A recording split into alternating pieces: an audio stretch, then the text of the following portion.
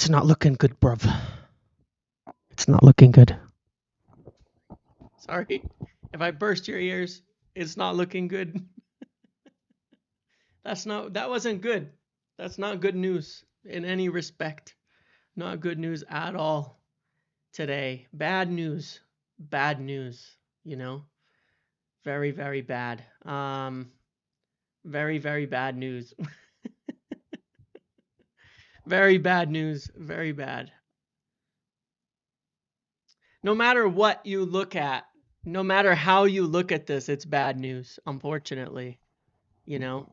And I'll explain in a minute here. You know, it's just bad news. Is it the end of the world? That depends. That depends. That depends. That depends. That depends on your perspective. I think it depends on, you know, a few things. You know, one of the things that it's not arguably good news. There's actually no world that it's good news. Okay, because like let's put this in perspective for a minute. All right. Either you think, for example, that Ineos and the people running the club don't know what they're doing.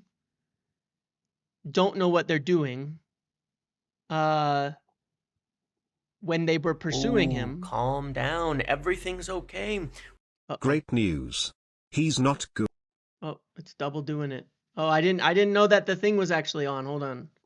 I'll turn it off. I'll turn it on. I'll turn the text to speak on in a minute. So it's either you think that they don't know what they're doing when they wanted him, or we lost out on a target, which is never good news. You know, it's like it can't be good news. You know what I'm saying?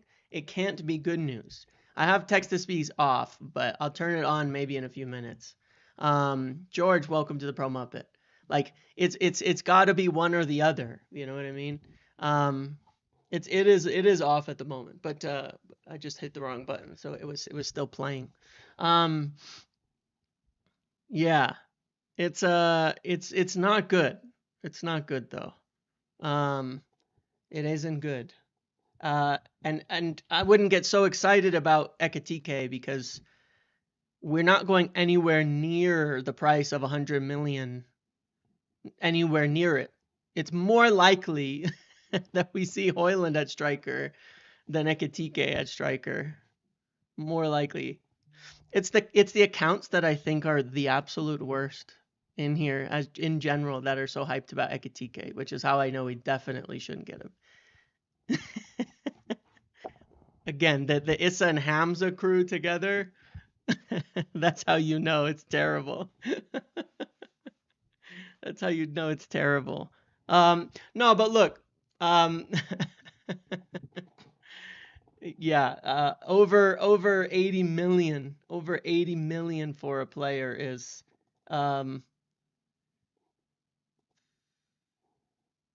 pretty bad. There's over 80 million pounds for a young player with one good season is definitely not the play at the moment.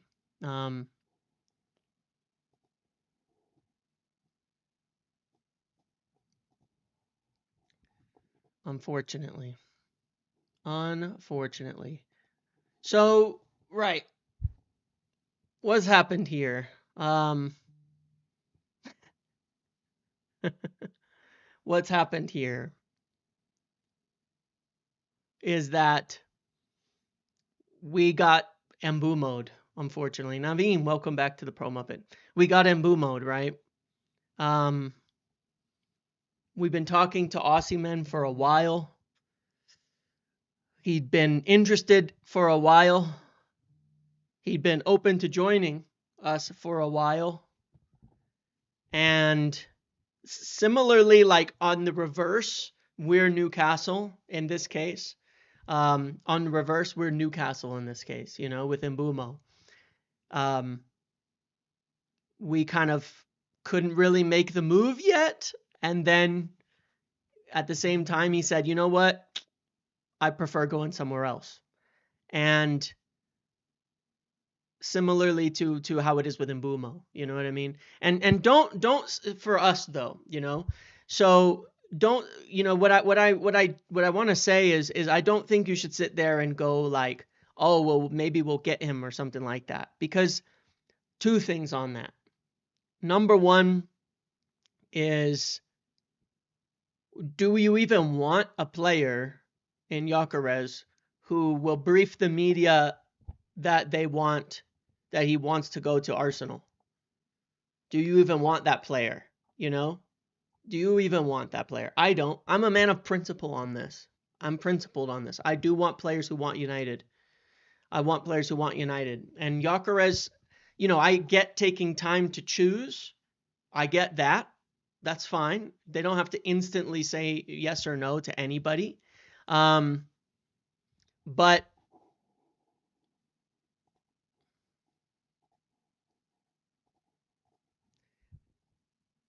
once you say no, then that's it. For me, once you say no, that's it.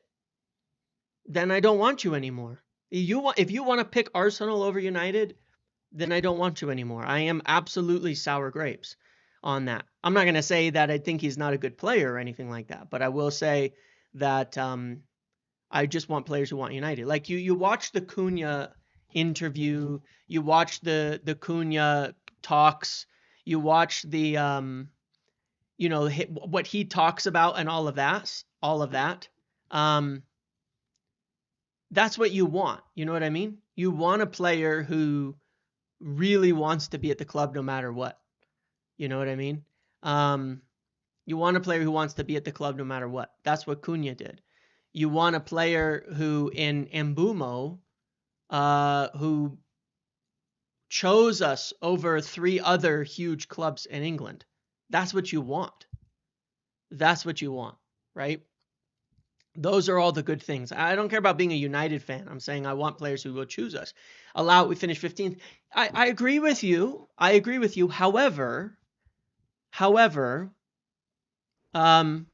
he doesn't have 0 suitors for a reason. He literally picked Arsenal for a reason.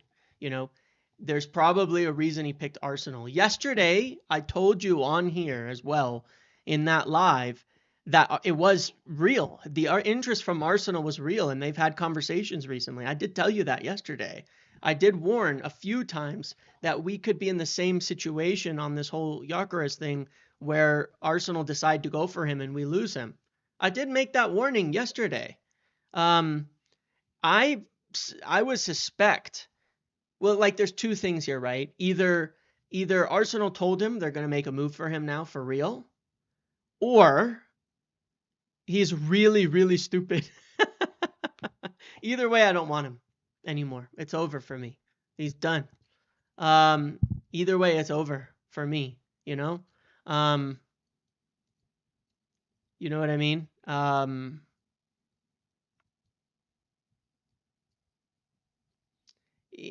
Because either Arsenal told him they want him now, and he chose them, or he's really dumb. You know what I mean? So that's okay. That's the truth. I don't want him anymore as soon as that happens, And look, the fact of it always was, good job I didn't do a video of him and his strengths. I know, and I even said I shouldn't do this video. I even said it before I made the video, and I said it in the beginning of the video. I shouldn't do this video because we're nowhere near a deal for him. 60 gold and assist and only Arsenal wanted.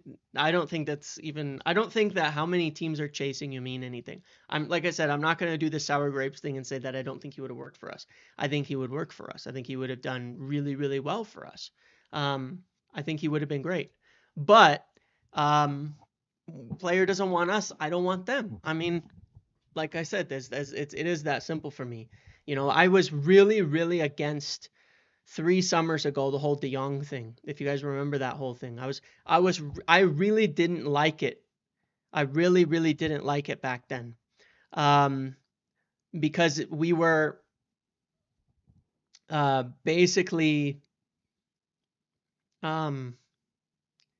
same situation where we went and said we're going to convince he didn't want us, And we spent all summer trying to convince him, and he didn't want us. And it was a disaster, but it really screwed us in the end, unfortunately. But look, I'm not gonna lie to you guys either. There's gonna be plenty of people who say Rashford down the middle is the answer. There's gonna be plenty of people who say, "Oh, we didn't actually want him. We weren't actually interested." We were. He was our main target. And I'll tell you how you know it exactly. You know how you know it 100% that it's true that he was our striker target, at least in the last couple of weeks. You know how I know it's true? You know how you know it's 100% true? Because yesterday and the day before, we started making checks on Osimhen and Ekitike, and you started getting those reports. And that's how you know it's true, because you can read transfers in reverse as well. Does this mean we will finalize Mbumo now, James? Well, they can't afford not to now, that's for sure. This is how you know it's absolutely true. The moment that when we started talking to other people 2 days ago, and then we hear that we're getting rejected, that tells you we were having conversations, and suddenly it was like, uh-oh, he might not be choosing us, right? And what they do in that case, they don't go brief all the United journalists and say, hey, we just got rejected. What they do is they go start checking on other targets so that it looks like not a big deal. We were never really in for him. I'm not going to lie to you. We were in for him. We were in for him strongly. Okay? That's it. Like I said, though, it was very early stages. It had like the ingredients of a transfer, but we hadn't actually put it together. Has our Mbumo leverage gone out? No. No, but we're in this kind of the same position. We do have to go look at other people at this point. We were looking at a Douglas Luiz and Anthony swap for Romano. Remember I was telling you about Douglas Luiz a while ago on my videos? I was talking about Douglas Luiz as an option. I would have taken it as an 8. He would have been a decent one. Remember me being happy because of the Mbumo comp by an Arsenal account. Wait till they find you. Oh, man, yeah. I'll get cooked, right? Well, we get Osimhen. If we don't get Aussie, then I don't want to strike it till next season. Give me Aussie or give me death. Well, look, this is where I'm at, all right? This is where I'm at on it. Look, I don't particularly blame clubs for not being able to convince players necessarily, given their situation. If a player decides that they want to join Arsenal over us, so be it. I mean, what evidence, you know what I mean? Like, I was saying, with Cunha, you have to be like a little bit of a nut, you know what I mean, to choose United, and I kind of like that. But, we've missed out on people. We've missed out on people. Certainly. We can't miss out on too many, or it becomes a problem. But when you finish 15th, it certainly makes it a little bit tougher. Didn't Ornstein rule us out on Osimhen? Yeah, well, here's the point on that. Not really. He did, and he did, and then we didn't.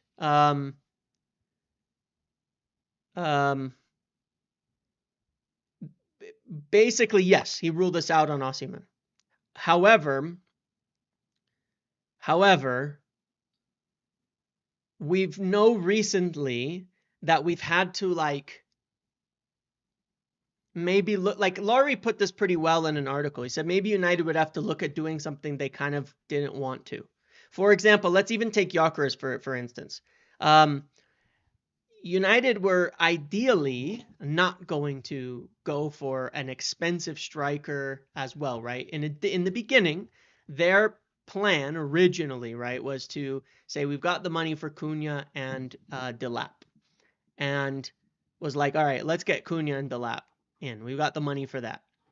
Delap isn't look like happening. They're also thinking we might need to get more, and then we were hoping to get in somebody else. I'm not saying that they're yeah, pivot, exactly, yeah. So I'm not saying that we're getting Osimhen. I'm not gonna give a bunch of crazy hope on that. But like Laurie said, they're gonna have to look at doing something they maybe didn't want to do. You know what I mean? And sometimes that's purely a football decision, and sometimes that is a what do you call it? Like a financial decision. Also, what happens if Arsenal shoots Sheshko? I don't care anymore, honestly. I don't care. Then so be it. Then I guess then enjoy sporting. Victor, because goodbye. Arsenal was only Champions League club in for Gyokeres who wanted CL. That's true. That's true. Well, Juventus too, actually. Juventus as well are in for him, but he wants England. So he's narrowed out his options too, for what it's worth. I know it was an opinion, but sort of an opinion, sort of an informed opinion. But look, that's the truth is we can't get this wrong. And I think we would make a massive, massive, massive mistake if we go for a young striker. Because right now it looks like our options are like Ekitike, which isn't advanced at all. It's not close at all.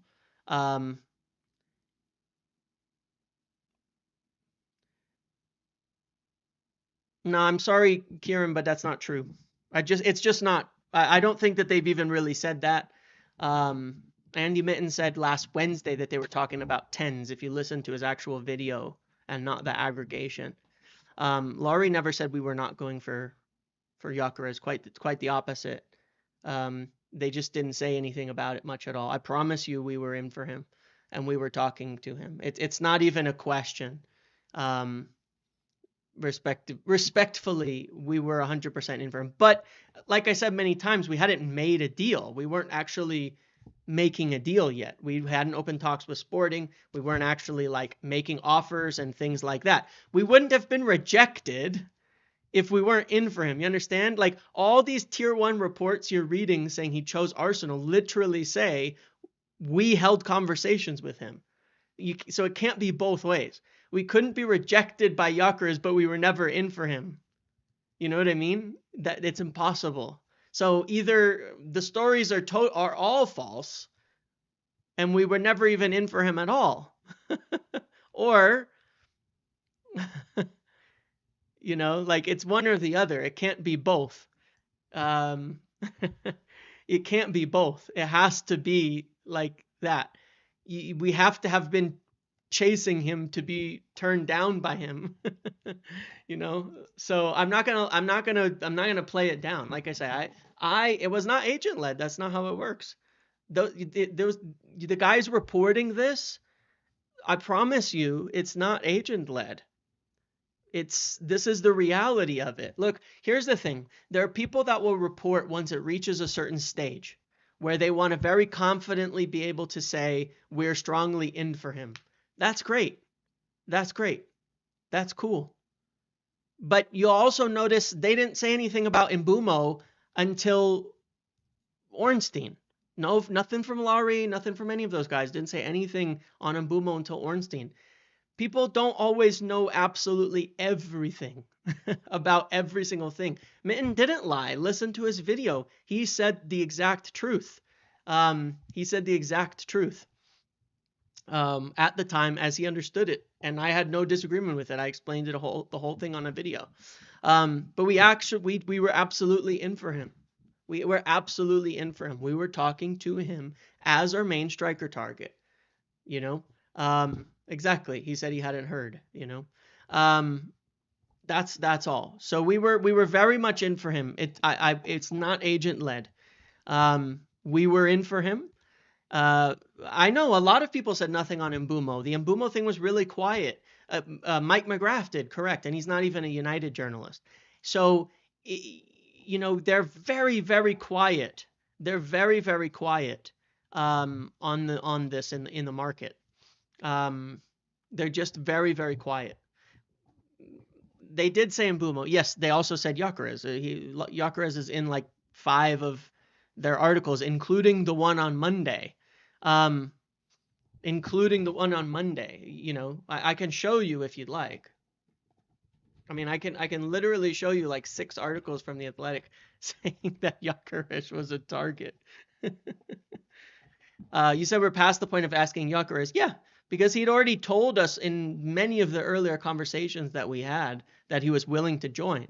And that's been well reported many, many times. But today, he's told us he's prioritizing Arsenal. That's why it's news, because it's new. I don't know if we've connected the dots on that yet, but news starts with NEW. News means things that are new. Otherwise, it wouldn't be news at all. The new situation is that he's rejected us. He did not reject us before. Um, he's open to us joining. Um, yeah, he told us he was open to joining, and then now he's not. That's what happens. Well, I guess it's technically he's still open to us joining, but he says he's prioritizing Arsenal. In that case, that's as good as dead to me. That's how it works. Correct. He's told us literally like today or yesterday. It doesn't matter. Very, very recently, unfortunately. Um, I know, Faust. I'm making a joke.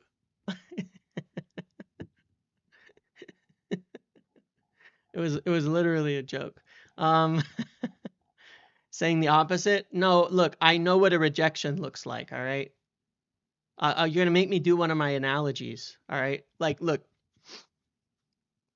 Um, if you're if you ask a girl on a date and she goes, well, I'm open to it, but I'm busy for the next 2 years. My brother, my brother, it's over. That is a rejection in polite terms. If this pushes us towards Osimhen, it's a blessing. Sure. Did we force him to a decision we were ready to bid? Probably, yes. We probably asked him. We were probably getting to the point of saying, "Hey, will we make a deal? Are you ready for us to make a deal?" I'm washing my hair tonight. Exactly. I know what rejection looks like. Listen, no means no, okay? That's not a joke.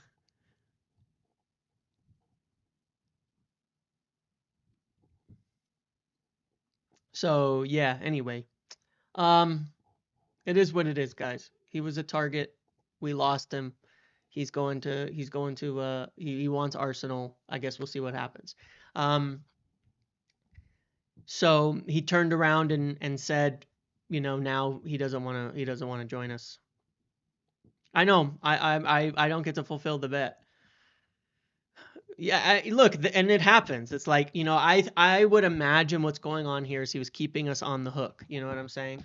He was keeping us on the hook and saying like, um, look, I'm interested, but maybe Arsenal came forward and said, hey, we're actually going to pursue this now and all of that. Will we complete Mbumo for positivity in the media now? I don't know, but we need to. There's no doubt about that. There's definitely no doubt about that. It's not even like a question. Um,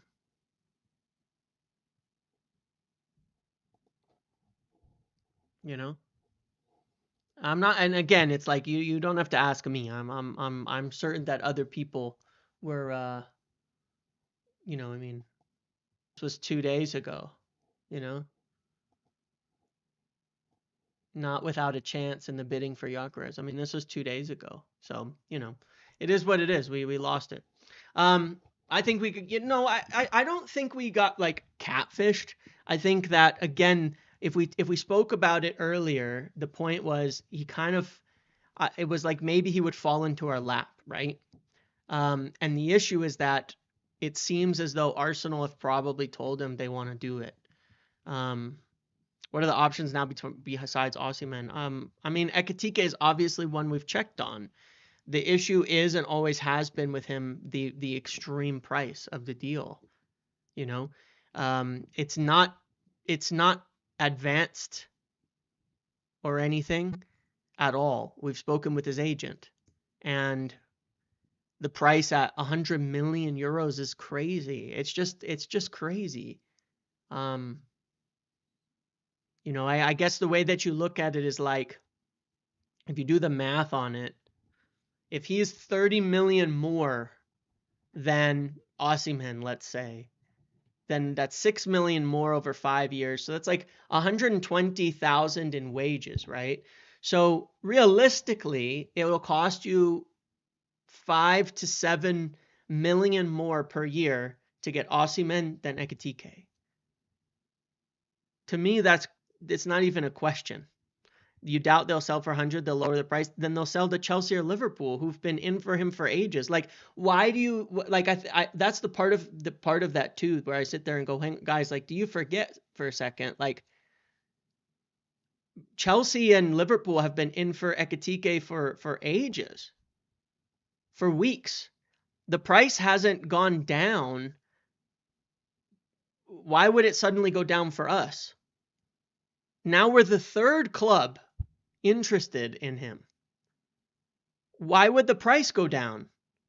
The price is only going to go up because now there's another big club in for him. That's when they drew it higher. You know, like it's going to go up. You know, that's the concern. He's a United fan. Okay, I mean, fine. 80 million pounds is the full package. Okay, so, oh no, I mean, let's see, pounds to euros. What is pounds to euros? What is it? I mean, that's a lot. It's actually, no, it's 85 million pounds is the full package. More than Antony. Now, more than Højlund. More than Sancho. Like, that's our most expensive transfer ever, isn't it? Is 85 million pounds our most expensive transfer ever? Am I forgetting someone? 85 million pounds would be our biggest transfer ever. Time for management to recognize the good attacking players coming at a high cost. The Ekitike, Wirtz, Sheshko. Pick the best player we can.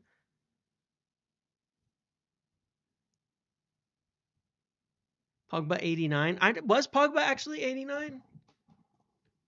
I don't think that you have to pay that kind of price for expensive guys. I mean, we're getting Cunha and Mbumo for 60. They're better players. Why would we pay 85 for a worse player? Why would we pay 85 for a worse player in the same window? Oh, okay. So it was an estimate. No, but that was okay. Yeah. All right. 105 million euros. Okay. I thought there was some debate about the fee in the end, but that's for Pogba. Are you kidding me? So you're saying we should pay Pogba price for Ekitike? Nah, man. Absolutely not. You're talking about one of the best midfielders in the world at that time. And you want to pay that price for Ekitike? 22 years old? One good season? That's crazy. That's crazy. That's nuts. It's so far outside the realm of reality that it's unbelievable. It's insane. He was 23, 24, world-class midfielder. Yeah, played a Champions League final. He won a World Cup shortly after, a few years into it. The market's not really inflated, though. The market is actually balanced out. I don't agree about that market inflation. Where markets have inflated is on these young players, because Chelsea went in and started throwing 100 million at everybody. The market's not actually inflated. It's pretty ordinary. The market actually corrected in like the post-Neymar world and went back down. You know, it's the market is not crazy. The market's actually the other way at the moment. It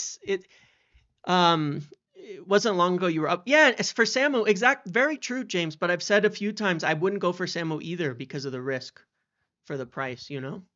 None of these younger players are worth this kind of money. None of them. It's absolutely unbelievable. None of them are worth this kind of money. 50 million it should be the absolute maximum for these types of players. Absolute maximum. 100 million for Wirtz is not inflated. I mean, I think 100 million for Wirtz is nuts, personally. I think it's nuts. Like, I think that's actually crazy for me. Like that's an insane price. I don't think any player in the game right now is worth 150 million for what it's worth. So nobody's worth that. You know what I mean? Did I say Højlund was worth the money? No. Højlund was supposed to be 40 million. Højlund was supposed to be 40 million. We paid 70. 70 million pounds. 100 million needs to be Lamine Yamal, sure. Lamine Yamal. Yeah. Well, look, I would say those are guys who are semi unsellable. You know, those are like unpriced players. You know what I mean? Like there's no price. You know, but yeah, you're right. There are a few players who are worth that. But like, no, I wouldn't pay 115 million for Bellingham. Not in a million years. I don't even think he would be that good in the Premier League. I wouldn't even pay 115 million for Bellingham. I don't even think Bellingham is a 115 million player. I don't think he's that good. I wanted Gyokeres, but he doesn't score headers. That's true. That was like the one downside with him. Yep. I wouldn't pay 115 million. Valverde is a lot better than Bellingham anyway. Valverde might be a 100 million player. Valverde might. He might be. Valverde might be. I don't know why people say Bellingham. Valverde is much better than Bellingham. Much better footballer than Bellingham. Valverde is a much better player than Bellingham. Absolutely is.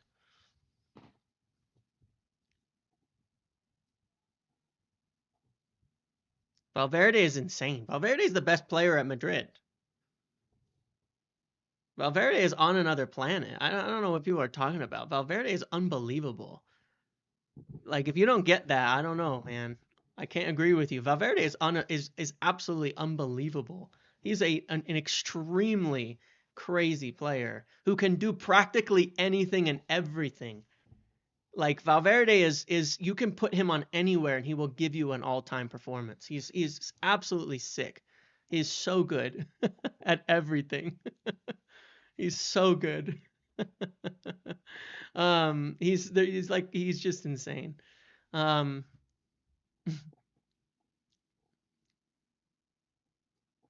But yeah, look, here's why I would like. Let me go back to this. I want to share because this is why I was saying like this is where I don't think we can get it wrong. I'm gonna show you this again. All right, I put this together a long time ago, a few months ago when we were talking about like the whole Delap thing.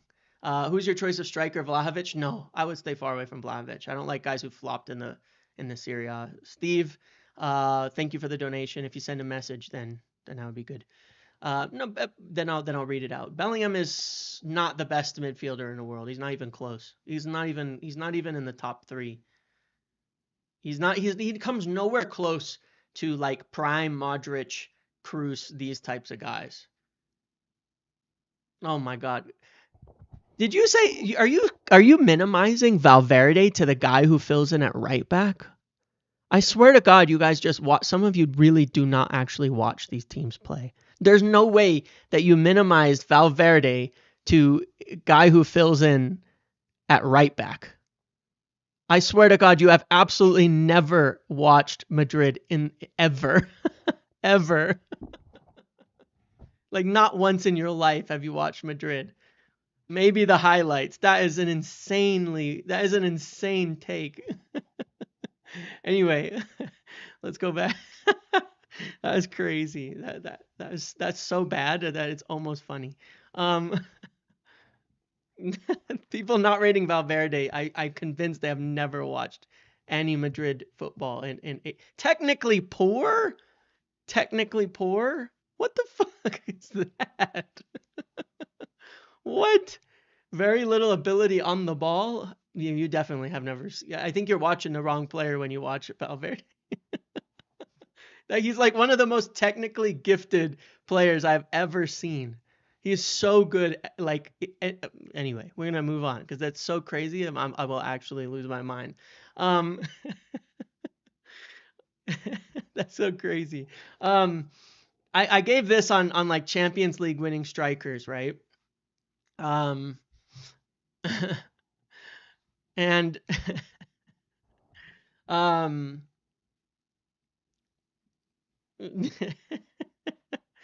oh man. That is they must be mistaking Valverde to Vasquez. 100%. 100%. 100% they are. Valverde is, wow. Okay. You can even ask Madrid fans. They'll tell you it's probably Valverde. You could probably ask Madrid fans and they would tell you. You know, somebody did like a poll the other day about all different teams and had them pick their all-time best player and their best current player. And all the Madrid and I know for a fact that Valverde won the poll for Madrid fans. And I don't even remember where I saw this, but I literally saw it yesterday. Um, and and you know, people who actually watch their team play, they all picked Valverde. So I mean, it is what it is. This was a Champions League winning strikers. Valverde is Real Madrid best midfielder for me, 100%, 100%. You say long shot merchant just means you only watch highlights. You only watch highlights, so that's all you've seen. That's all you've seen. You know what I mean? Um,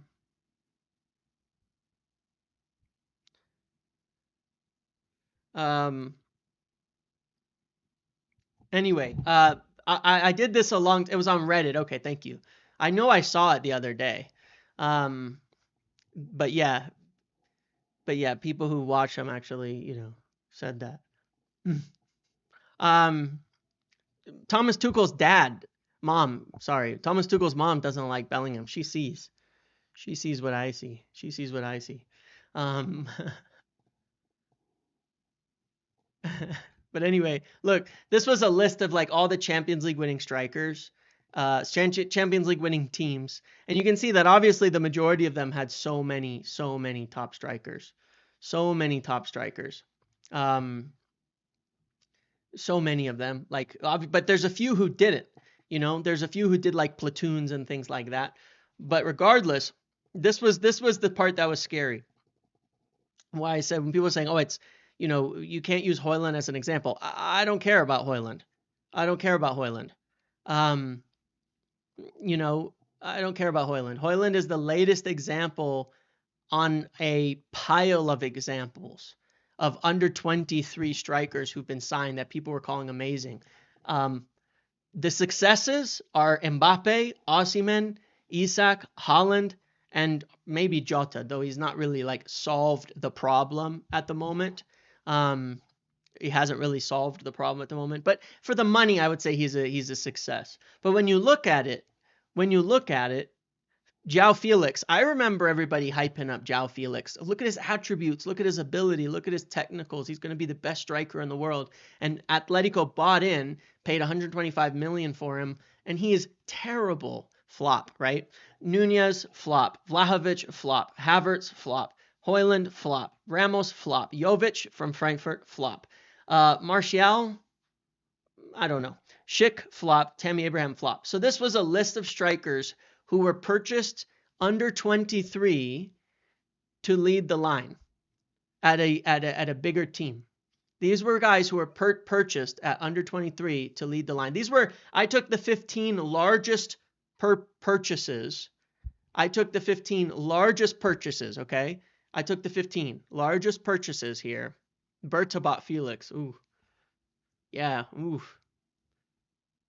Martial maybe. I think he ended up being almost more successful on the left wing. I don't know. But this was the 15 largest purchases at the time. Okay. And they flop. They just fail. So many of them fail. Need copium. Can we get Mbuma on Aussie still, boss? We'll talk about it in a second. Osimhen was not a flop at Sociedad. No, Osimhen had a really good season. 17 goals at Sociedad, and then he had a down year, and then he was bought by Newcastle, and it took him a little bit to go. Jota didn't play at Wolves. Didn't Jota played at he's still in you can make the same list for players over 23 and flopped? No, you can't. Because I did it. This was this 23 to 30 range. It has literally double the success rate. Literally double the success rate. And that's arguing a little bit. You know, it's basically arguing a little bit. Isak, yeah, I probably meant Isak.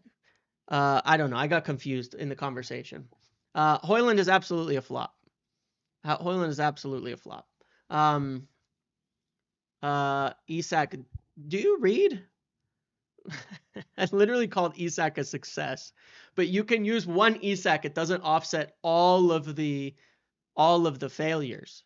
Okay, but when you look at these, you can look at these, and here's where it's funny. Here's where it's funny. I know Lukaku's on here 3 times. Here's where it's funny. All right, Griezmann flopped at Barcelona, but he's not a flop. He went back to he went back and he still ended up one of the best players on earth for quite a few years afterwards. Lukaku going back to Chelsea was a flop. But then he went back to Italy again and was successful. But, Kane successful, Ronaldo successful, Higuain successful, Lukaku to United was absolutely a success. I don't know what you're talking about. Suarez success, Zlatan success. Now, what I define success as is, did the player go in, produce, and then potentially leave? Aubameyang was probably not a flop. Suarez, not good.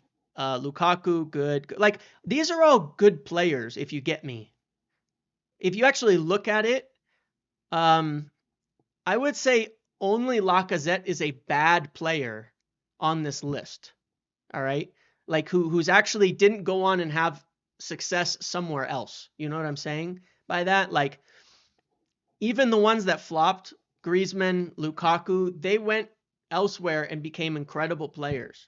All right? Zlatan, I could have counted 3 or 4 different transfers. Zlatan had successful transfers like 8 different times. If you want to call Zlatan a failure, that's on you. His manager didn't like him. He was not a flop. There's a difference between the two things. Lacazette did mediocre post Arsenal. Aubameyang did probably pretty well at Arsenal. I wouldn't call him that. Torres went into Chelsea and got injured. Morata actually even did better after Chelsea, but yeah, he just fell out with Pep. He was not a flop. Like, if you understand what happened there, Zlatan was not a flop at all. Calling Zlatan a flop is just inaccurate as to the situation. What age was Van Nistelrooy? Now, hold on. This was, again, when they signed Lacazette 29. Maybe so. Okay, so maybe had a decent success at Lyon. But again, this was the 15 most expensive players. Lukaku absolutely was a success. Same story. He came in, hit the ground running, scored a lot of goals. The manager who signed him was sacked, and then he left. And we got our money back for him. That's a success. It was fine. Strikers peak later in their careers. Totally. Van Nistelrooy was 26. Yeah. Torres was finished before Chelsea. Yeah. Exactly. Most of those other clubs went to those players. Went to those other clubs. Lukaku was a success. You look at his numbers for us. He scored 16 goals, 7 assists. He was a good player. And then we got our money back, and we sacked a manager mid-season. These things happen.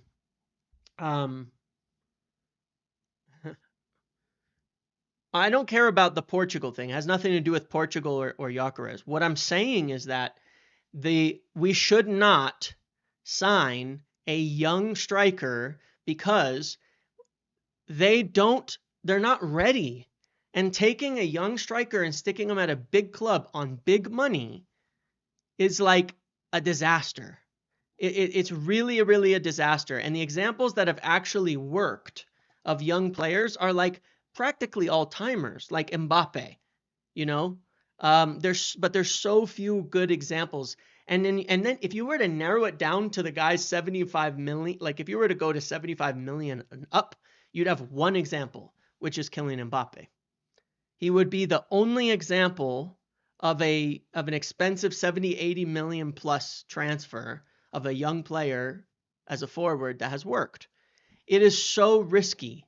It is unbelievably risky because they're not ready, because strikers do peak later on. Strikers' best years are like 25 to 32. They can have a fairly long run, but they do peak a bit later, and they can keep it going for quite a while. Like we see with Harry Kane. I mean, Ronaldo, a long time.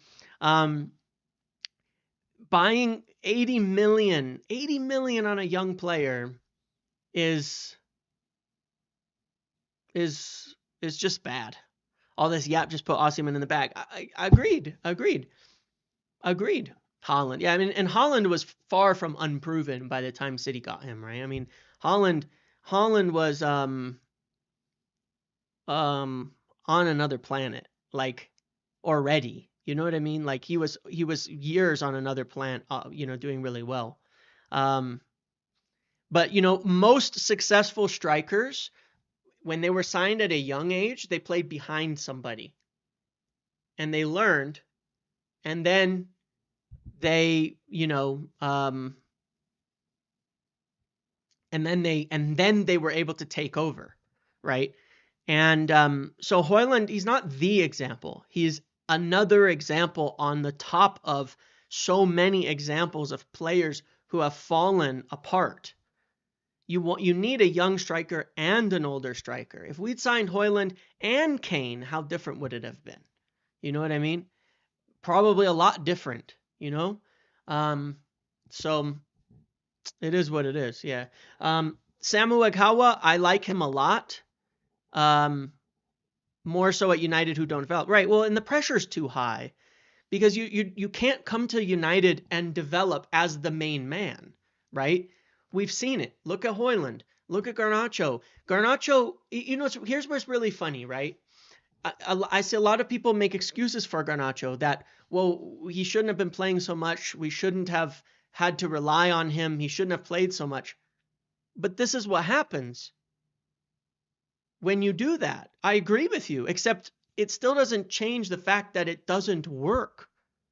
That most of the time they fail when that happens because you put too much pressure on them and they don't get that time to develop, So if they have the time, if they're not expected to perform right away, then they can do better. So yeah, it was wrong that Garnacho and Hoyland were put in the front lines. Let's not do it again. Let's not do it again. Let's not make that mistake again. Ekitike doesn't have the physical to lead the top of the Prem, 100%. What I see with Ekitike is a very good player that will physically struggle in the Premier League and will very likely, because of that, have to change the way he plays. And it would be better if he can just develop, because he's not that physical. He's not that physical. He's just not.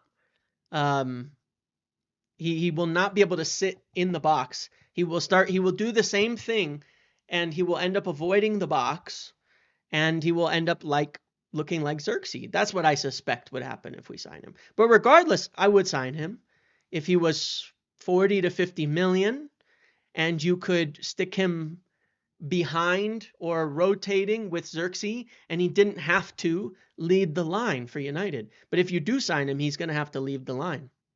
He's going to have to lead the line. I also don't trust anything to do with. I don't trust anything to do with Germany. I don't know how people do at this point in time. I really don't know how you can trust German forwards at all. But regardless, it's just too much money. I mean, that's the situation at the moment. Is just too much money, and we won't move for him unless it's significantly more affordable.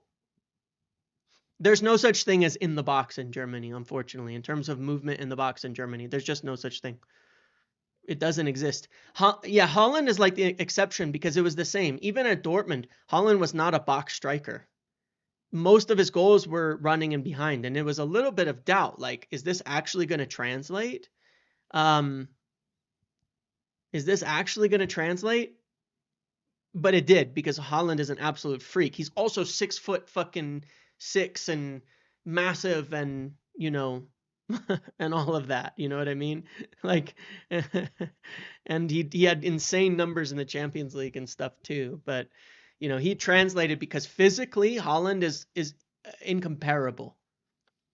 So he could do whatever was needed. He can become a box striker. He can do whatever. So look, let me just to summarize the situation as it.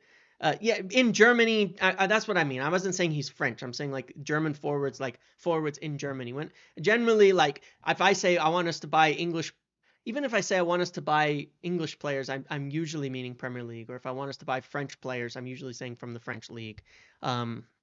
Mostly I mean that when I say that, just because it's easier.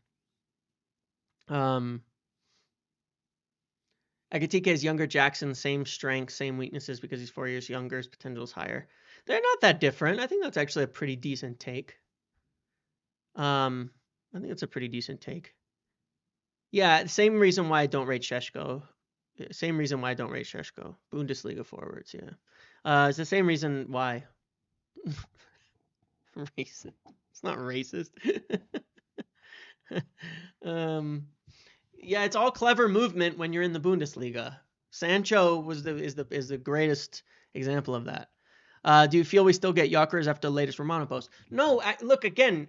Like I said many times here, we're obviously very interested in Gyokeres.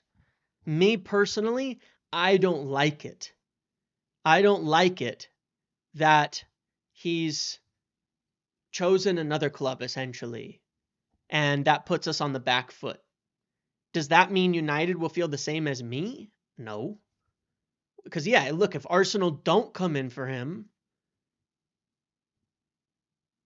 then we'd probably go for him still. Like, but I'm not sure I agree with that anymore. You know what I'm saying? I'm not sure I agree with it anymore. Like, I don't think I'd want to at that point because I'm a admittedly a sour grape on that. I don't want him. Rio loves clickbait. One thing he knows is center forwards. I don't know. I don't really care about that. Like I said, he said he watched him 3 times. If he watched him 3 times, he doesn't know him. If he still ends up at United, how are you going to backtrack? What do you mean? It doesn't change anything. I haven't backtracked on anything that I've ever said on any of this, and I never will. Like I said, I don't like when a player says, "I don't want to join you." We haven't heard United saying we're not interested anymore, but like we said, we kind of want players who are committed. Now, an argument here can be made. The argument here could be made is beggars can't be choosers, I guess. The striker market is so poor that maybe you have to compromise a little bit. And what I will say is that he didn't tell us, like for sure, he didn't say, screw United. I don't want to join United. You guys suck. You guys are shit. All of that. What he said was he wants to join Arsenal. No. I understand. I'm just saying. Sign Ekatike will be here in 2 years. I agree. Well, I agree. Depending on how we do it. What are you doing, buddy? Hi. Let me finish what I'm doing, okay? What's the news on Osimhen? I don't really have any, except that we have checked on him in his camp on a few occasions to see where things are at, and that's the only striker we should sign. I don't think we should sign anybody else because I just don't think we should sign anybody else. I don't think there's another striker worth the money on the market. That's what I don't think. Do you still believe what you said the other day, which is your opinion that if Yok deal is under threat, we'll go try get it done? I think that's what just happened, Thomas, unfortunately. I think that's what just happened. I think we went and tried to get it done. And he said, oh, wait. Like, this was like you're flirting and then you go, all right, time to seal the deal. And they're like, well, actually, I'm dating someone else at the moment. You know what I mean? That's what happened. So I think this is a result of us pushing the deal forward, and then it became real. And turns out we were the bridesmaid, not the bride. You know what I mean? So I think that's exactly what happened. I think we did push to try to get this done. And he basically said, I'm not ready to turn down Arsenal. Thank you for the gifted memberships, Angie. I appreciate that very much. Thank you for that. Yeah, we got friend zoned. We got friend zoned.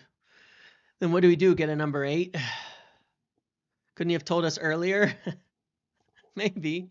I mean, this is the business, isn't it?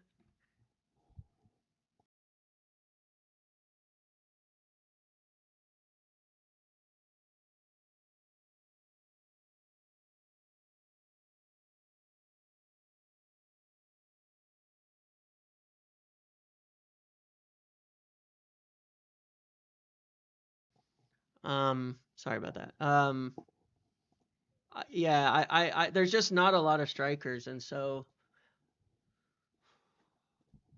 this is just my opinion. Um, this is just my opinion, right? Obviously, I always just share my opinion. But if we're starting to like,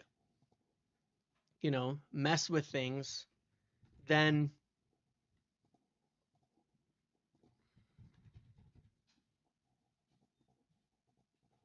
I don't know, man. Like I'd rather, even though I don't think this is the right thing, I'd rather do this um, than go spend 80 million on a young player in that position and just go back next year. We can get Europa League. We'll have more money. We'll be in a better position. Just go back next year for another striker. See what happens. Get somebody older to be a stopgap. It's time for Jamie Vardy. It's a Vardy party.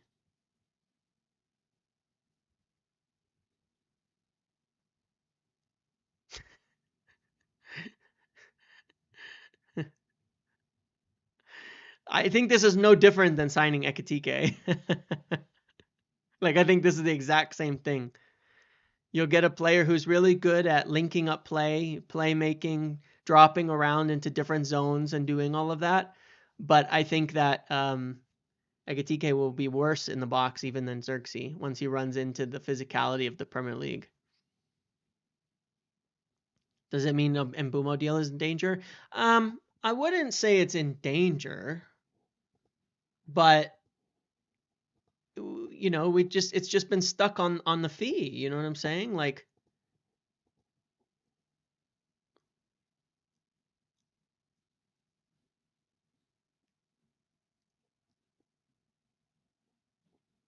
we should yeah, we're just stuck on the fees still. Do we pay up now? Don't know. John Duran. Like, yeah, why don't we go try John Duran on loan? But like, look, I'd rather go get Ollie Watkins for 30 million at this point than do a I'd rather go get Ollie Watkins for 30 million. I'd rather go get Ollie Watkins for 30 million. Give me Ollie Watkins. Sign another striker next season to play over the top of Watkins. Watkins can lead the line for a year. I don't care. I would much, much rather do that than spend. Then next year, you want to buy a young striker to learn behind or with Watkins? Then great. That's fine for me. Mateta, the problem is I think he'd be 60 million. I would take him, but I don't think we shouldn't pay 60 million for him. I don't know what Watkins would sell for, but he was kind of falling out with Villa already, So I don't know what that situation is, but they need money. And they want Garnacho. Problem solved. 50 million for Garnacho, 50 million for Watkins. Done deal. We get 50 million in profit, so it's a better deal for us in that case. Done deal. We solve the Garnacho problem. We get 50 million for Garnacho. We spend it on Watkins. It doesn't matter because we get it as profit. We're way up financially on this deal, and then next year we go for another striker. I don't care.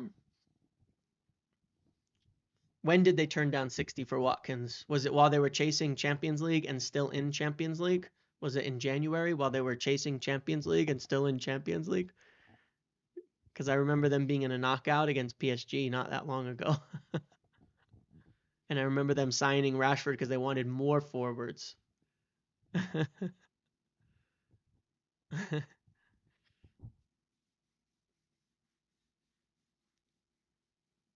I'm just saying, like, there's plenty of things that can be done, without going for a 22-year-old with one good season for 80 million. Like, that's the worst plan.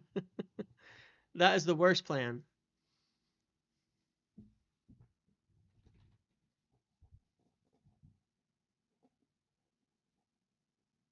That's the thing I can't get behind. I mean, I showed the stats the other day. Like Ollie Watkins is a really solid player. I mean, Ollie Watkins is a good player.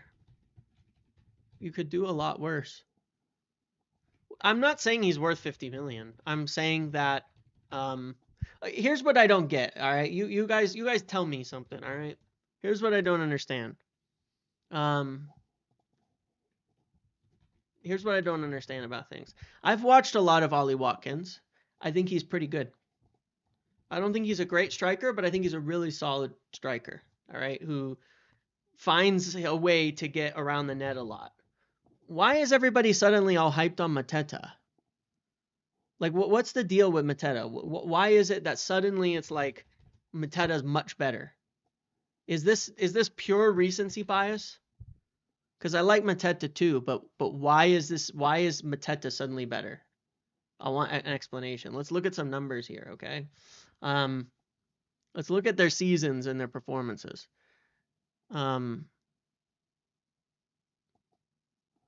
This is Mateta.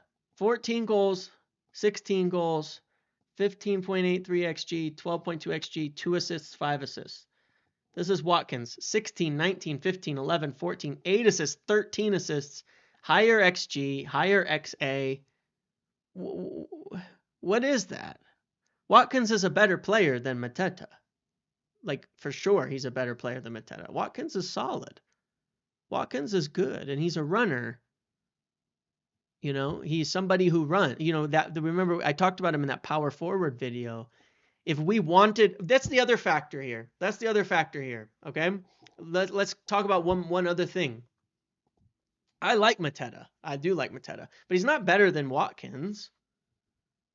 Is it the English thing? They're English, so they're bad. Watkins is a creative player and a good runner and all of that. But my question is this, okay? The other day as well, I did a yeah, I remember when people hated the idea of Mateta too. I like Mateta still, but like suddenly Watkins, you know, is like this terrible player, right? I don't know. Here, but my point is this, okay? The if we wanted Delap and we wanted Gyokeres, then the way we wanted to play football was with guys who get on the ball and are powerful runners, right? We wanted to get guys who get on the ball and are powerful runners, guys who find a space in behind, guys who run at high intensity with the ball. Delap and Gyokeres are similar profiles, believe it or not. They are. They're similar players. So bouncing from one to the next kind of makes sense. They both fit the same type of football. Gyokeres is, for me, a more well-rounded player. If you go past them, okay, who's similar? Well, one, it's not Ekitike, which is why I really, really have so many red flags on that transfer. That is buying a totally different style of footballer to what you were just looking at, which seems like a big red flag on recruitment to me. Seems like a big red flag on recruitment to me. If you were to go from two guys who were similar to someone totally different for a lot more money, that doesn't make sense to me. If you want to go with the same type of player, the best in the world is Victor Osimhen, who has elite acceleration, elite running, but is also great in the box.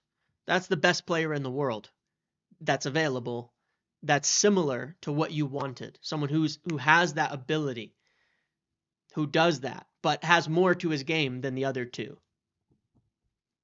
If you want a similar player, then you go for somebody like Ollie Watkins, who is quite a similar player to Gyokeres. You know? So I look at those and I go, am I making presumptions because of his physique? No, I'm making presumptions because of how he plays football. Ekitike is not a powerful runner. He's different. He's very, very different to them.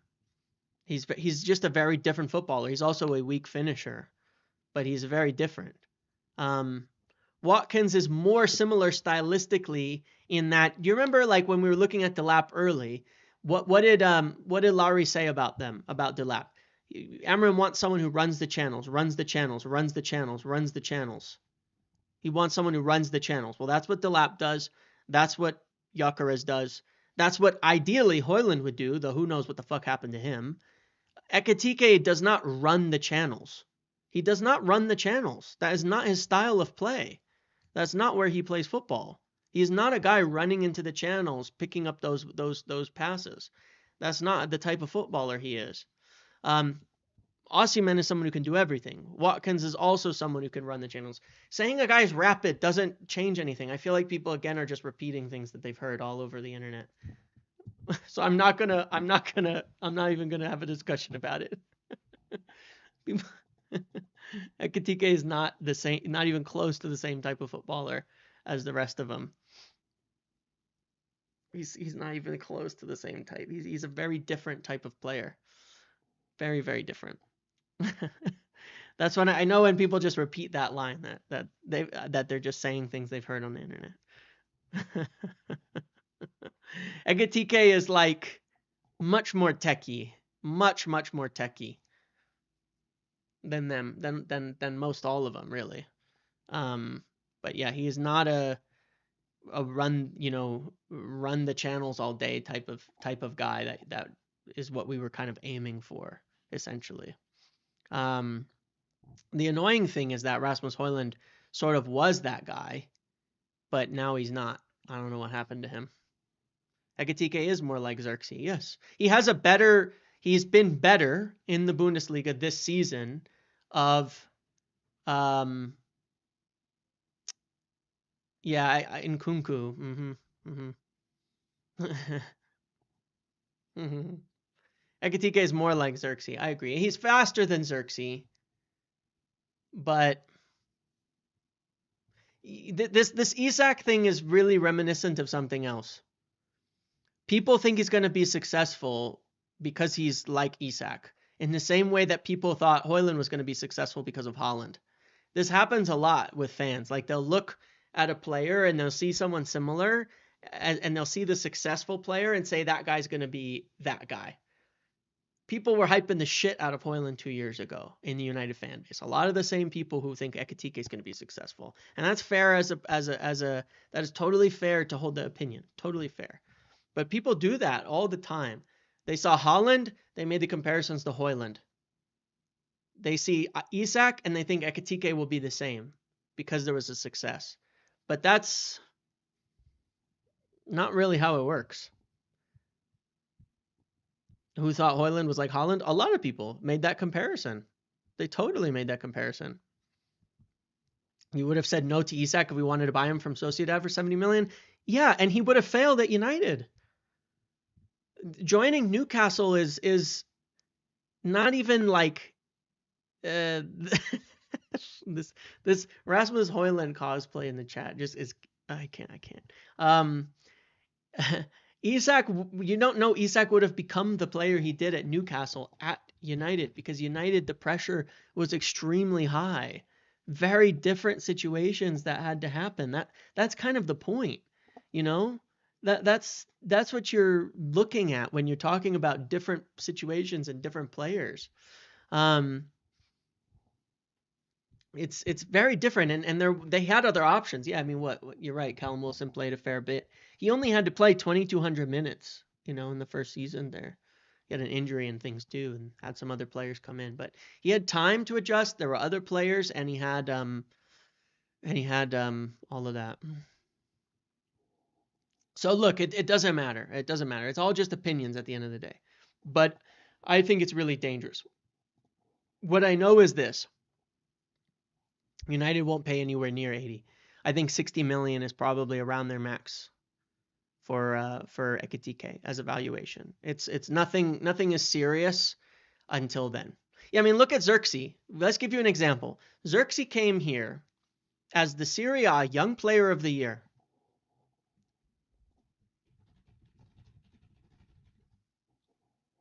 Right? Syria, young player of the year, Joshua Zirkzee. Supposedly, like the next big thing, right? Top player. People were hyped. I remember at the start of summer, people were flooding, my channel with suggestions. Xerxes the guy. We got to go get Xerxes. Xerxes the guy, right? And then, um, and then by November, he's getting booed. And he was only 35 million. And he wasn't even the main starter. You know? So like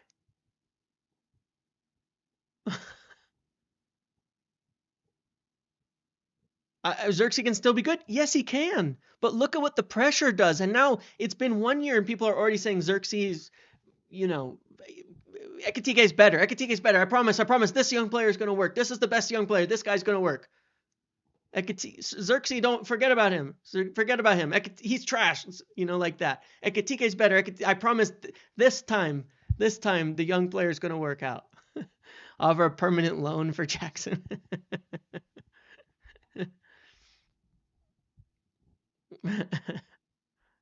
Like, this is what happens. This is what happens. Yeah, I know. Now you're going to say he's not a number 9. Yeah. That's how it goes. No, he's not a number 9, guys. This is how it goes.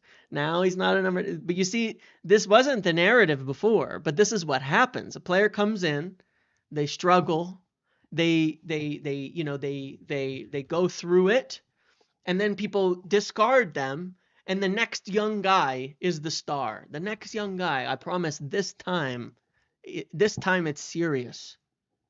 This time it's for real. This time I mean it. This is the young guy who's going to make it. This is the guy who's going to do it. Now, I don't care if the boos were aimed at him. He was booed. When he got subbed, he was booed. I don't care if it wasn't aimed at him. He had a rough go of it. Right? This is what happens. It's always this is the guy now. This is it. It was the same thing look at what we've done. 2 years ago we signed Højlund and everybody was excited. Højlund's the guy. Højlund's the guy. Højlund's going to be amazing. Højlund's the guy. All right? And then he fails. Xerxes the guy. Xerxes the guy. Xerxes the guy. And then he fails. And then now it's like, no, this time, I swear to God, it's the guy. And you can figure out all the ways in your head to make it true. And logic it like all out. Dorgu's already getting written off by so many people, for sure. Dorgu's already, it's like we just keep doing it in circles with these young players who are not ready. That's my point. You're talking about young players who are not ready. That's what I'm talking about. When you sign these young guys who are not ready, our older players have mostly worked out. Forget a 9, get a keeper and a midfielder. Sure, if you can't get an established 9, that's what I would do. You can go play as a striker, you little ant. You don't want me to. Yeah, they didn't bring in an established 9, and now it's like, well, let's once again fail to bring in an established 9 after spending 2 years saying that Højlund failed because we didn't have an established 9, and Xerxes failed because we didn't have an established 9, and Garnacho failed because he had to play and we didn't have established players. But let's do it again. Let's do it again. Let's do it again. I can't get on board. I can't get on board. I really can't get on board with it. I think it's the worst possible thing we could do. It is almost guaranteeing the failure. And the thing is, it's even far beyond talking about whether a player's good or not. Ekatike might be the best player, and he could still fail at United. He could still 100% fail at United, coming in to lead the line, because he won't get a chance to adapt in the way that you should. You know what I mean? It's not a quality question. It's why I really like Cunha, why I really like Mbeumo, why I really like our strategy this summer of trying to get proven players. That's why I like that. Yes, let's stop signing young forwards. Absolutely. Until we have established ones, let's sign the young guys to be their backups because that's what good clubs do. That's what real clubs do. That's what serious clubs do. They don't sign 18-year-olds to play, to start for them. Serious clubs don't do that. Barring the odd, massive, insane example, they sign established players. I mean, look at Barcelona. They signed Lewandowski, Rafinha. You know, it's like, no, we shouldn't be signing unproven players to be our starters. We need guys who are established to start in that forward line for us, like Cunha, like Mbeumo, and then put guys behind them. Look at Madrid with Endrick. Yeah, I mean, all of these players, the serious clubs, they get these young guys who are. Cunha would have been a disaster to sign 2 years ago when we were first linked to him. You can even probably find a video of me talking about the links to him 2 years ago and saying this is a bad idea because he wasn't proven. Yeah, I wouldn't have signed Cunha at 22. Of course not, because Cunha at 22 wasn't the player Cunha is at 26. PSG signed Doué and Kvara. Do you know how many players that PSG signed? They also signed Dembele. They also just lost Mbappe. But by the way, Kvaratskhelia had 2.5 full years at Napoli as well by that time. Solidly successful. Cunha, exactly. Cunha 2 years ago was a backup center forward. Chelsea signed Palmer. Do you know how many Chelsea has signed that have failed to find the 3 that are starting? There's a Ukrainian guy. I don't know if you remember his name because he's been banned for doping now, right? That they spent 100 million on. Nkunku, ring a bell. Sancho, ring a bell.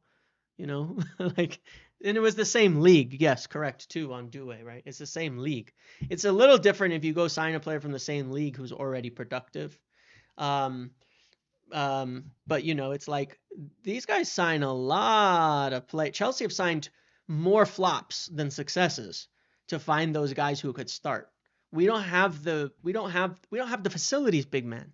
We don't have the facilities. We don't have the facilities to do that. We don't have the ability to sign 10 to get 2. We don't have the ability to sign 10 and send 3 to Strasbourg. This is not the world that we live in.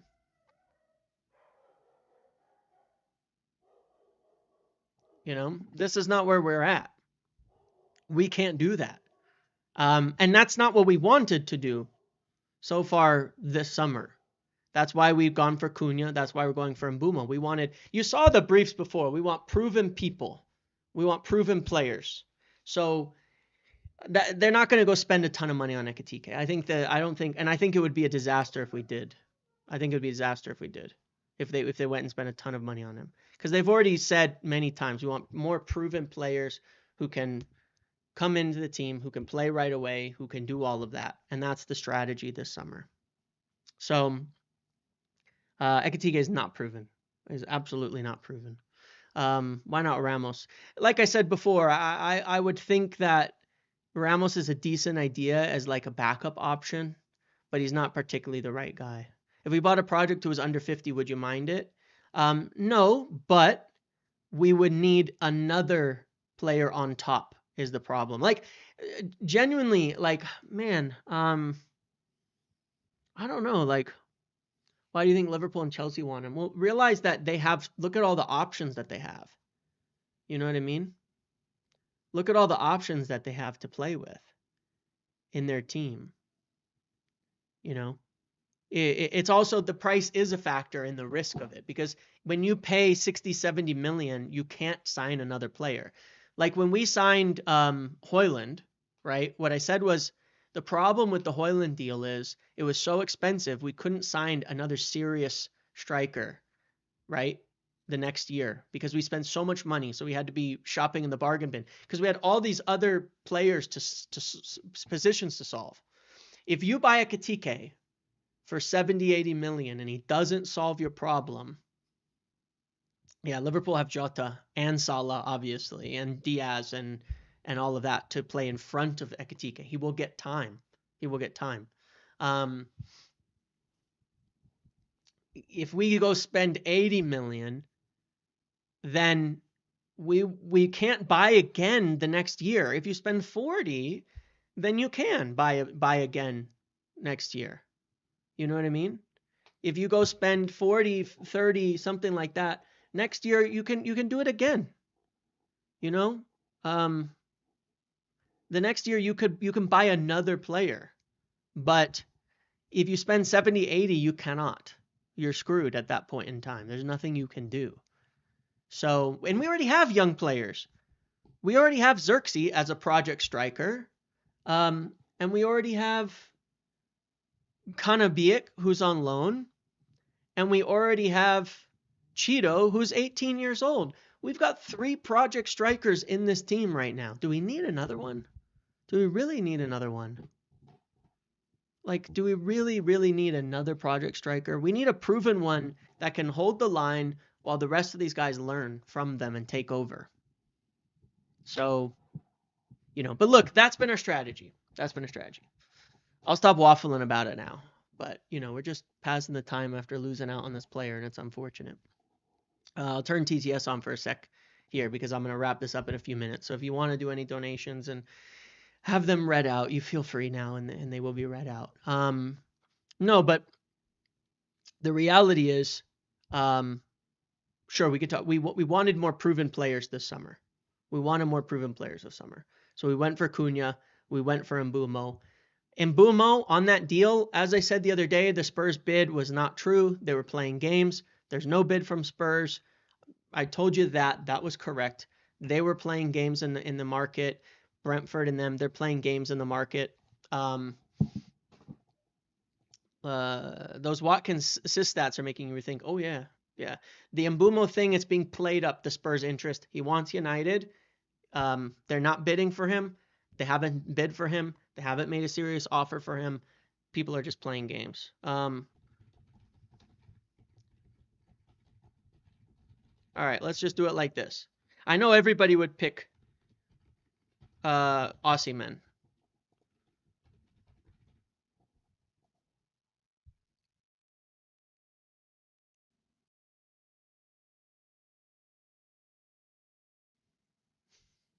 So this is how I'm going to poll it. Would you sign Ekitike for over 60 million? Openda? How much would he? No, he had a bad season. Why did he have a bad season at Leipzig? Another German league striker. But yeah, all that nonsense about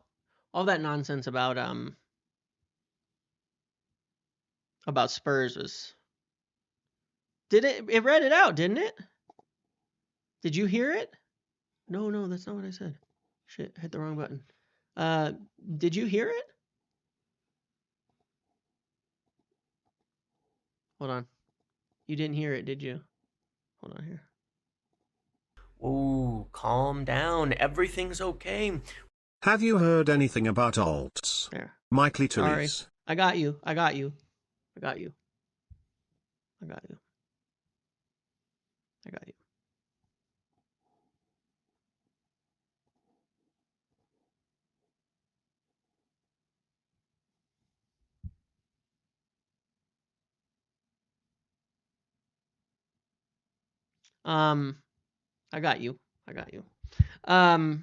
Sorry, there's like a good 30 seconds delay here that between me and you guys. It's kind of throwing me off a little bit.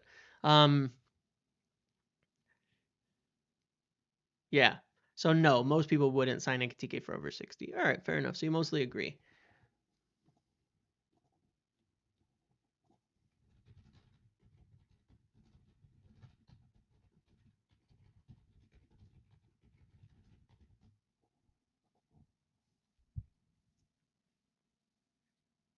Wish you hadn't heard it. So no, look, Mbumo, everything's fine on that, but we do have to sort out the fee still, That's just the truth of it.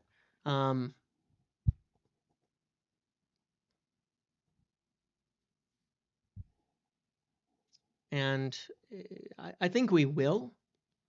I'm not super worried about it. We don't have, again, we have no competition. Um, we have no competition. He wants us. Spurs are not bidding. Spurs are not in for him, like in seriously in for him. And Bumo's fine. That was all a bunch of nonsense to just, again, it was really funny because Brentford were complaining about how some things were in the media and then they just went and did the exact same shit. So give it time. But they need to push for this now, and I suspect that they will. I suspect that they will go push ahead for Mbumo to get it done now and just sort it out either way because we have to. We have to get it done. We have to get it done. After that, we'll probably take some time now because Ekitike, that's not coming in anytime soon. Remember when our scouts found players like Chicharito, Forlan, and Ollie? Ooh, calm down. Everything's okay. What about Turan? Apparently he's unsettled in Saudi. Could he become an option?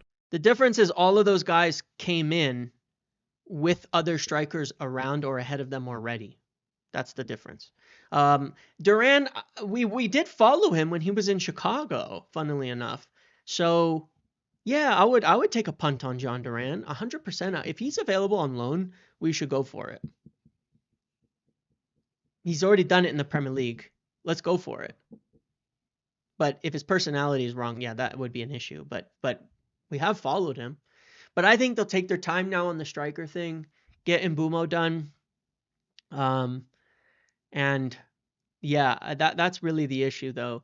But look, it's going to take a while one way or another. Osimhen, we'll see on that. If there's some way that we could go for him, he's the best option. He's the only option worth the money on the table, in my opinion. He's the best player in the world. Available in this position. And beyond that, Ekitike, we won't make a move unless the price comes down 40 million, basically. So I can't see that happening anytime soon. There's just contacts with the agent, and the fee, if the fee being that high, is just way, way, way out of reach for us. I have no clue where Osimhen ends up. I don't think a single person on this planet knows where Osimhen ends up right now. But if we can't get one of those, then obviously we're going to have to pivot. We don't even have any other names. Gonzalo Ramos, we have a name. It's Kane versus Hoyland 2.0, exactly. We can't make the wrong choice again.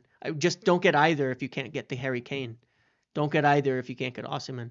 I'd be okay with getting somebody like, I don't care about amortization. Yeah. I don't care about the costs at that point. Would you shave your head if you got Osimhen? No.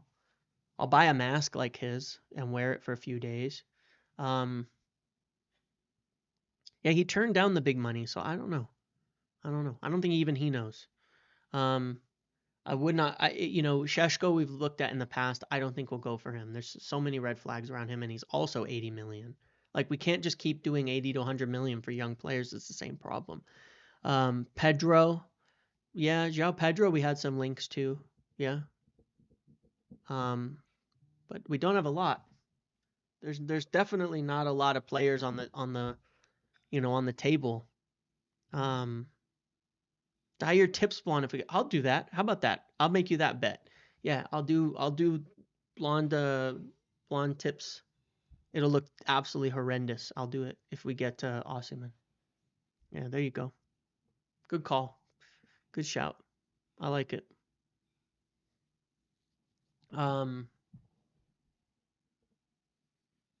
Ooh, calm down. Everything's okay. Could we offer Højlund as part of a deal to get Ekitike? I don't think so. It already says it's to the Osimhen fund on the screen, if you noticed. I already changed it before. João Pedro is similar to Xerxes? Yeah, maybe. We have been interested in Ollie Watkins in the past, so that's why I'm like, maybe we'll turn to that.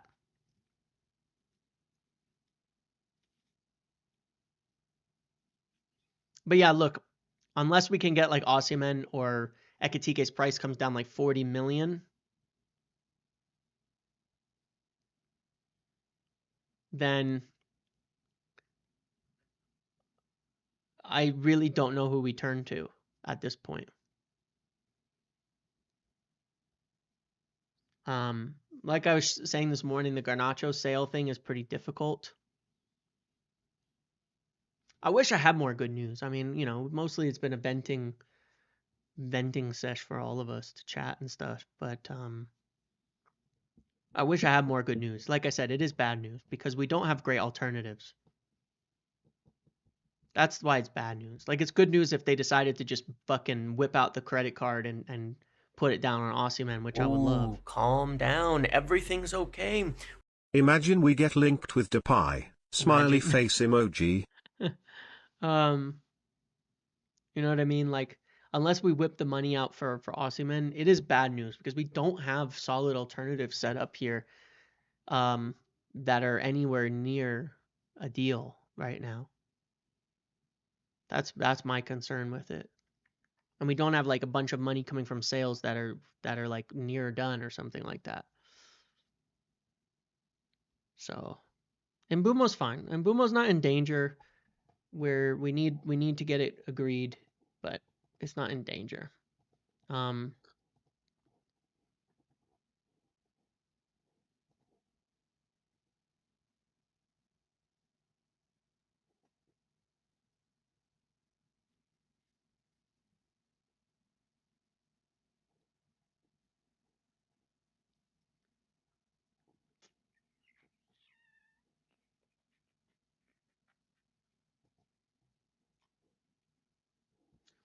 Would you guys take Julian Alvarez?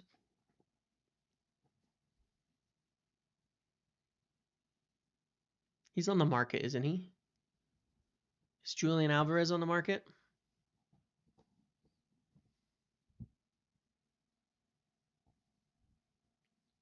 Sounds like he's on the market.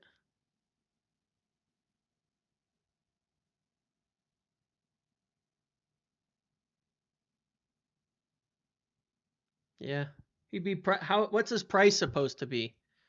Because obviously we we looked at him or something like when he was, and we turned down signing him when he was like originally linked, right? All right, let's see what Fabrizio says before we end this. See if there's anything interesting in this video, and then we'll talk about that, and then we'll see. Oh, Tell's staying in Tottenham. Robertson, Gyokeres giving priority. Shesko still open. He says we had contact with the agent.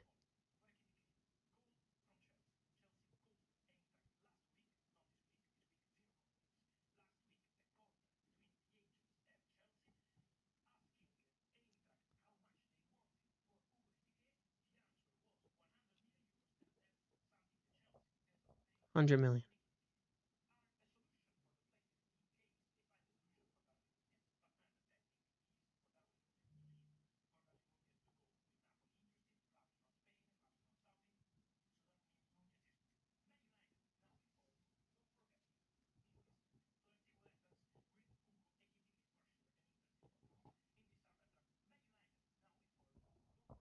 Yeah. So he says it's $100 million. He says it's $100 million. He says it's $100 million. He says we contacted the agent, by the way. Same thing. He says we contacted the agent and it's $100 million. He said it's $100 million. There's just no way. I understand he hasn't turned us down. To me, it doesn't make much of a difference. I understand Gyokeres hasn't said no, but he has. He's giving preference to somebody else. We're not, we'll keep your resume on file, but we're putting preference on another candidate right now. Ekitike is $100 million. What's in the videos? He says Chelsea contacted last week. They asked Frankfurt the price. The price is 100 million euros. He says that Liverpool are interested, but Ooh, calm down. Everything's okay. One of reasons Alvarez left City because he didn't like the weather in Manchester. Okay, fair enough. But he said Liverpool are looking to see if they can sell Nunez before they make a move for him, but they'd be interested if they could sell Darwin Nunez, which they probably can, but I guess we'll find out. But yeah, it says we spoke with his agent this week, which is what I said. But is 100 million. So 100 million euros.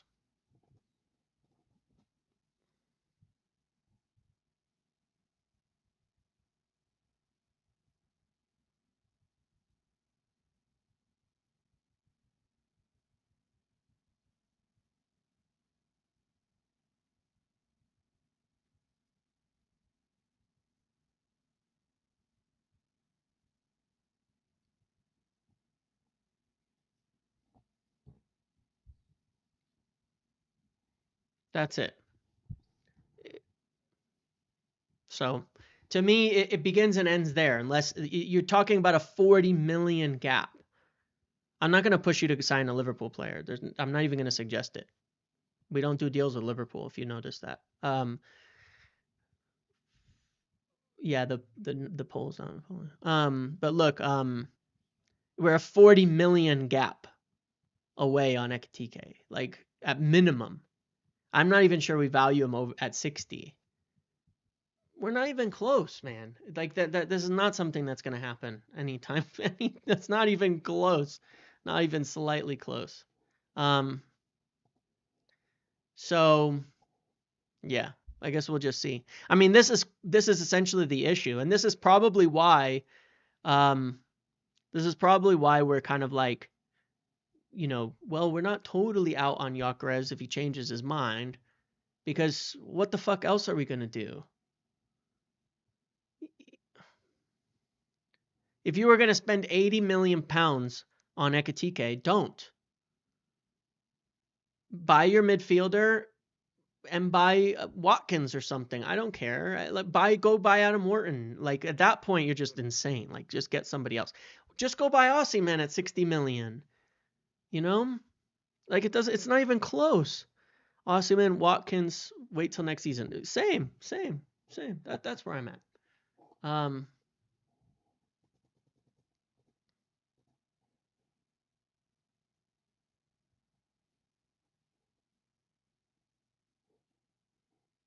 Same. That's pretty much it. So I'm gonna leave it there. I think that's a good place to end it for today. We'll have to see what we turn to now, because there's just no way we can. We're nowhere close on Ekitike at 100 million euros. We're not even close. All right, guys. Yeah, I mean, when Osimhen is available for 75 million on a release clause, you can't go anywhere near Ekitike at 100. It's a joke. Now, he says we spoke to the agent of Ekitike. So, all right, I'm gonna end it there. Have a good evening, everybody. Wish it was a better day news-wise. We do need some good news in the next few days to pick things back up on the right path forward. Okay. Enjoy the rest of your weekend. Spend some time out.